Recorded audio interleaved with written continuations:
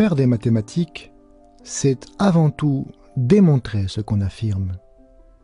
Nous avons déjà vu que la projection stéréographique transforme les cercles de la sphère, qui ne passent pas par le pôle, en des cercles du plan. Et nous allons maintenant le démontrer. Même si ce théorème est connu depuis très longtemps, c'est moi, Bernard Riemann, qui vais vous le présenter. On m'honore souvent en parlant de la sphère de Riemann. Démontrer, c'est beaucoup plus que montrer. Il ne suffit pas de constater sur un film qu'une courbe a l'air d'être un cercle pour être sûr qu'il s'agit vraiment d'un cercle. Une démonstration mathématique doit convaincre par un raisonnement et doit expliquer pourquoi c'est bien un cercle.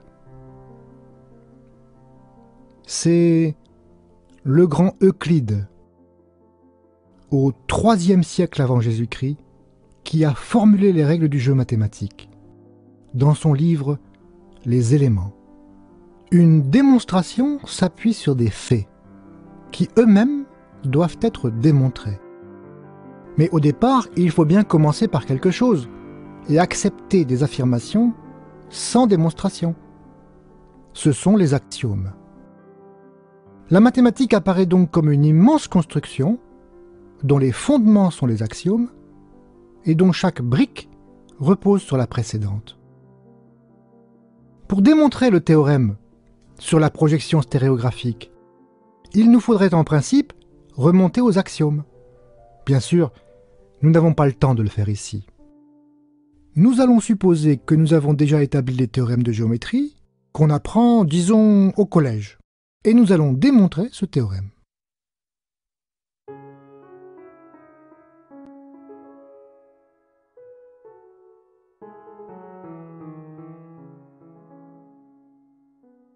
Commençons par une chose simple, l'intersection d'une sphère et d'un plan. On voit bien que lorsqu'un plan coupe une sphère, et s'il n'est pas tangent à cette sphère, alors l'intersection est un cercle. On le voit bien, mais pourquoi est-ce vrai? Comment le démontrer?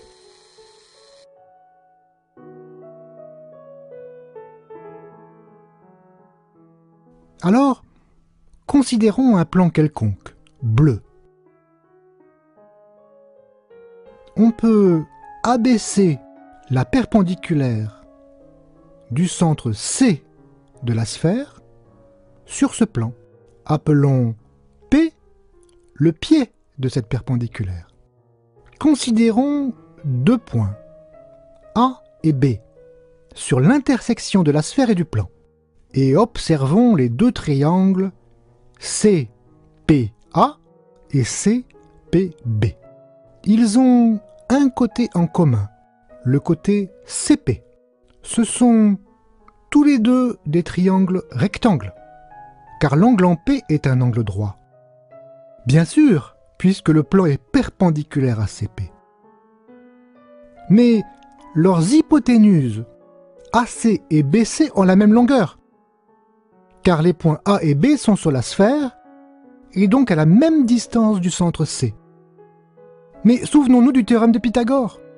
Comme nos deux triangles rectangles ont deux côtés de même longueur, ils ont en fait les trois côtés de même longueur. Ainsi, nous avons démontré que PA et PB ont la même longueur, c'est-à-dire que A et B sont sur le même cercle de centre P, dans le plan bleu. Nous avons ainsi démontré que tous les points qui sont à la fois sur la sphère et dans le plan appartiennent en fait à un cercle. Mais ceci signifie-t-il pour autant que tous les points de ce cercle sont sur la sphère et dans le plan? A priori non. Il nous faut encore le démontrer.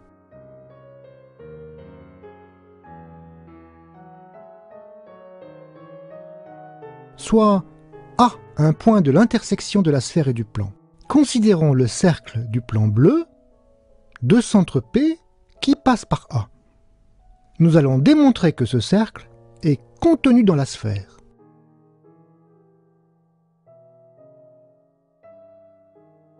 soit B, un point de ce cercle. Observons les deux triangles CPA et CPB. Ils ont un côté en commun, le côté CP. Ce sont tous les deux des triangles rectangles, car l'angle en P est un angle droit. Mais les longueurs PA et PB sont égales, puisque A et B sont sur le même cercle de centre P.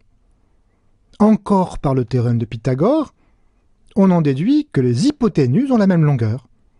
CA égale CB. Cela veut dire donc que le point B est aussi sur la sphère, puisque sa distance au centre est la même que celle de A.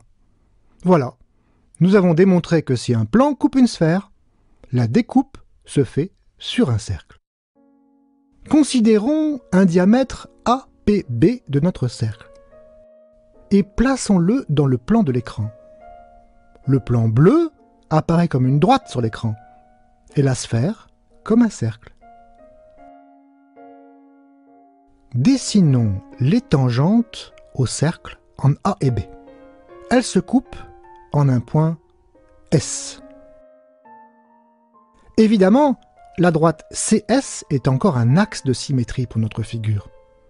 Pourquoi, me direz-vous? Eh bien, parce que les triangles CAS et CBS sont égaux. Pourquoi? Ah, eh bien, parce que ce sont deux triangles rectangles qui ont l'hypoténuse en commun et les côtés CA et CB sont de même longueur. Pourquoi? Eh bien, parce que ce sont deux rayons, pardi. Vous voyez, s'il fallait aller au bout de tous les arguments, ce film serait le plus long de l'histoire du cinéma. Regardez, nous venons de démontrer qu'un cercle tracé sur une sphère peut toujours être pensé comme le lieu de contact entre un cône de révolution et une sphère tangente. Si vous voulez, la sphère est comme une boule de glace dans un cône. Bon, ce n'est pas tout, mais n'oublions pas notre but. Montrer que la projection stéréographique envoie cercle sur cercle. Nous allons commencer par démontrer ce que les mathématiciens appellent un lemme. Voici le plan tangent à la sphère en un certain point A, vu par la tranche.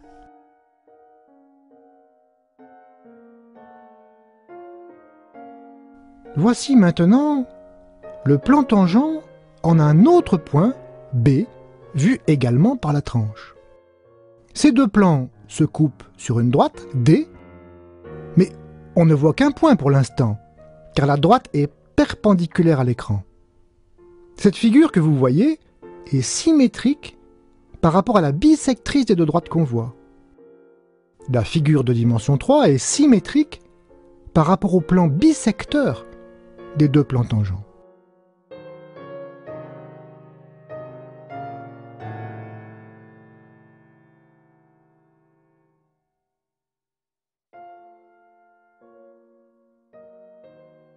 Prenons un plan qui contient le segment AB.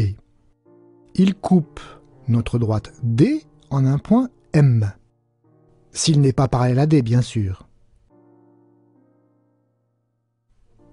La symétrie de la figure par rapport au plan bisecteur montre que AM et BM sont de même longueur. Le triangle ABM est isocèle. Voilà, c'était notre lemme. Bon, maintenant on peut démontrer notre théorème, grâce à ce que nous venons d'apprendre. On prend un cercle sur la sphère qui ne passe pas par le nord. On veut montrer que sa projection est un cercle.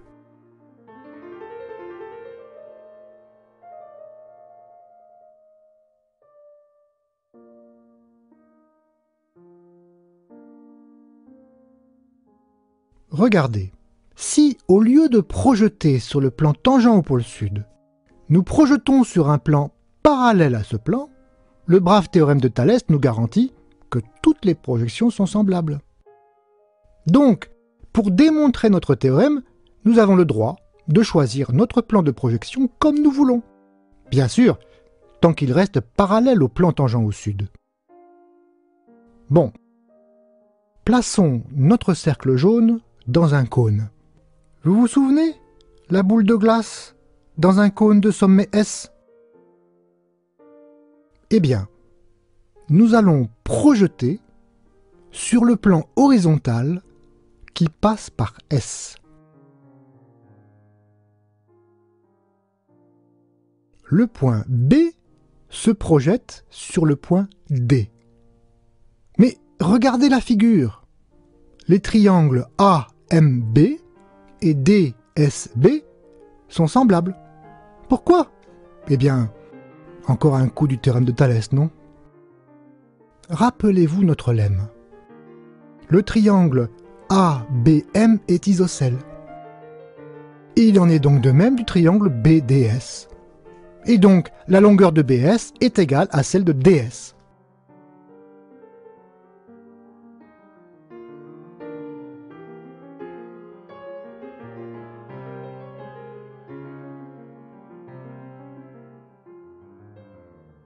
Quand le point B se déplace sur le cercle jaune, le segment BS reste tangent à la sphère. Sa longueur est donc constante. Puisque BS et DS sont de même longueur, le segment mobile DS reste également de longueur constante.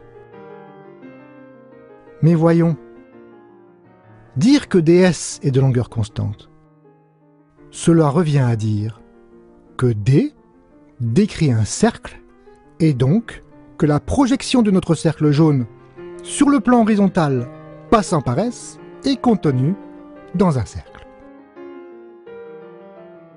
Nous l'avons vu, cela entraîne, par le théorème de Thalès, que la projection sur le plan tangent au pôle sud est également contenue dans un cercle. Et c'est ce qu'il fallait démontrer.